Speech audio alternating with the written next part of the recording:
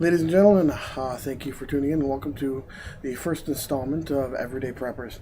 This is going to be your basic poor person's guide to how to get prepared for an apocalypse scenario, end of the world, more of an all-around disaster kit.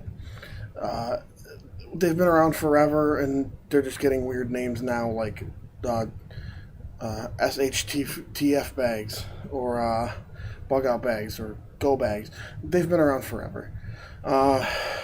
First off, I'm going to go into all of this stuff in more detail, why I chose what. Right now I'm just going to go over with you what I keep in my bug out bag, which is slowly growing. It's still, we've just started getting into our own prepping seriously. So as we proceed, we wanted to bring you along for the ride. My girlfriend and I, we have 4 children together, and we have 4 kids, and we decided together that it would be irresponsible not to have some kind of survival kit ready for a tornado, an earthquake. These things happen in our area, and albeit they're rare, we should be prepared for that. It's irresponsible for us not to be ready for that with kids in the house. So I started, oddly enough, with paracord. I've bought paracord bracelets before, and I took it amongst myself to make them. If any of you don't know what they are, you basically take this, which is paracord, 550. I have 652, but 550 holds more weight, so that's what I've been using. You take this cord, you basically take it like that, and you weave around it. It's called a cobra weave. You end up with this. This one is actually one of my daughters. She went to bed with it on. Came downstairs for breakfast and left it on the table, and couldn't find it even though it was sitting in front of her. So it's been sitting down here until I can give it to her in the morning. I have one inside my bug out bag that's about this long. It's about a foot and a half. It's got about 15 feet of paracord in it. It's just a really quick and easy way to carry cord. You can wrap them right around your wrist, and you've got typically about 7 feet of cord to go everywhere with you. And you can use it for things like shelter building. You can use it for pretty much anything. If you get enough of it in strands, the 550 cord holds 550 pounds. I'm a big guy. I don't weigh 550 pounds, but a strand this size will hold my weight. I'd be a little leery, but hammocks, you can do anything with it. You just never you're never gonna be sorry you have rope or cord with you. The next thing I have in my bug out bag, one of the very important things is I have the start of my first aid kit. Actually, let me show you. My bug out bag is actually a Swiss Army bag. The reason I picked this one specifically, it's got breathe-through technology in the back, so if you have to go running, it breathes very well. It gets air through the back, and it's got tons of pockets. It's very rugged. First thing I'll go into, other than the paracord, which was sitting right there, is the beginnings of my first aid kit, which is my trauma pack. I might be backwards. Anyway, it's a quick clot trauma pack. Basically, it comes with quick clot, which if I remember correctly, cauterizes your wound. So you put it on any severe bleeding, and it basically burns the wound shut. It's painful, but it does the trick. It comes with gauze, gloves, duct tape. Can't go wrong with duct tape. I believe I have a roll floating around specifically for this bag that hasn't gone in yet. But antiseptic, gauze, triangular bandage, which is a sling. You can use that for pretty much anything. A resealable bag for bio waste, as well as instructions for standard first aid and sucking chest wounds. The only thing it doesn't have that I'd like for it to have is some kind of CPR mask. I have one from lifeguarding from forever ago. I have no idea where it is, but that will end up in here as well. This first top pocket is just specifically for quick trauma. Band-aids, just something you're going to grab on the fly. The next one, which is right below it,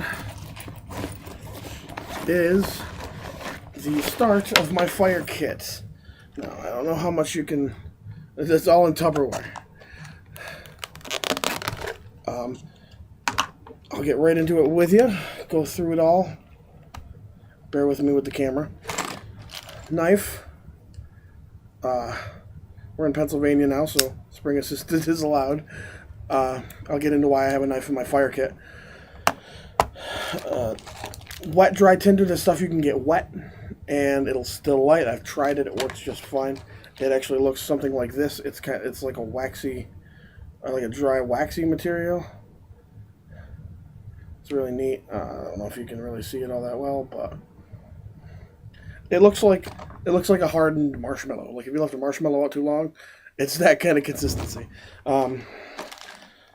I have been working on getting together stuff for a really easy kit that I saw online. Basically, all you need is paraffin wax and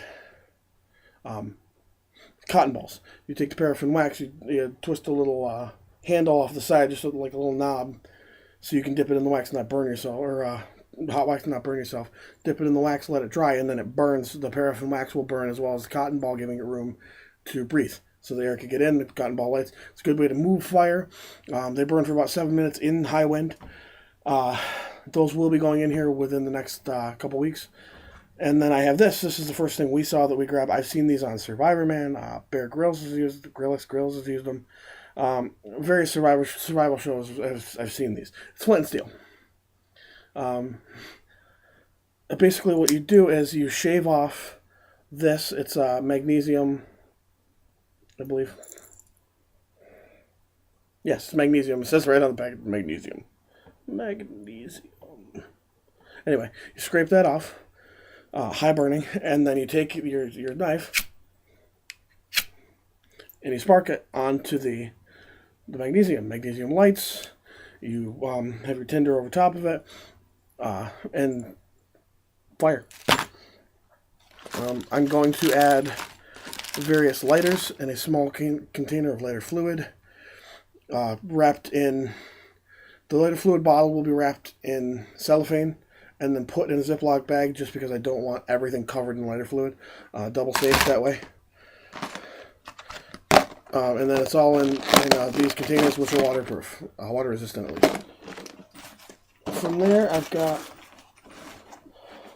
some things in here. MRATs. I'm not going to pull all that out because it's all wrapped up. What I'm aiming for is 2 weeks worth of food for 6 people. Granted, some of them are smaller. What I want to look into is average caloric intake for each age group, so that way I know how much I need and what kind of calories they should be taking in. From there, I actually have my machete. We are getting another one of these. Shauna's going to be working on her bug out bag, my girlfriend. And we went with, this is made by Gerber.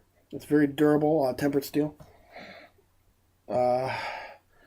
We got it, it's sharp, and it's got the blade and the saw.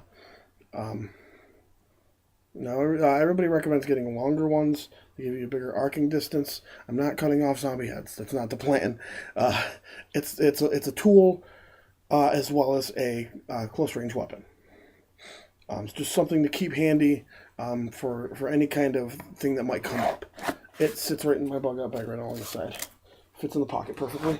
I just got to Velcro, or not Velcro, but tether it in a little better, and it'll sit perfectly in there. The one key thing that everybody, I'll get into that in a second. The one thing I didn't address is water. I have a Camelback. It doesn't fit on this yet. I'm looking into ways to modify this bag to work with a Camelback.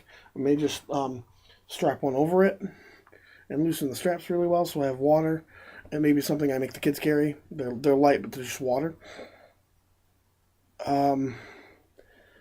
Apart from that, the first thing everybody thinks of when they think of bug out bags, end of the world scenario kits, is firearms.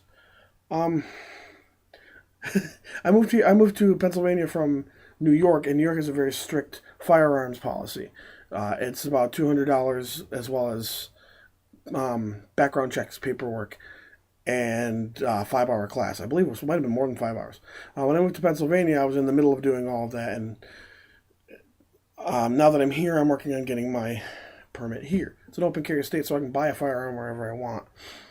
But with kids in the house, it's something I'm very leery about. I do own a 22. It was passed down to me from my grandfather. It's a 22 revolver.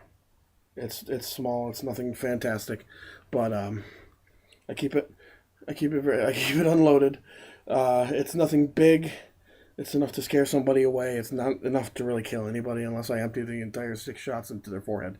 But if I need it, I will use it to protect myself and my family. But I doubt it will ever come to that. I am looking into larger caliber compact pistols as well as full size pistols and light carbines, specifically 40 caliber carbines, 9mm carbines. I will probably coordinate. I'll probably do a 40 caliber carbine and 40 caliber pistol. The same ammunition makes everything easier. But that's pretty much the gist of what I'm going to be getting into. I'll be getting into all of it. Hopefully you'll stay with me. Comments down in the bar below. Like, subscribe, send it to your friends. Thanks for watching, and stay prepared.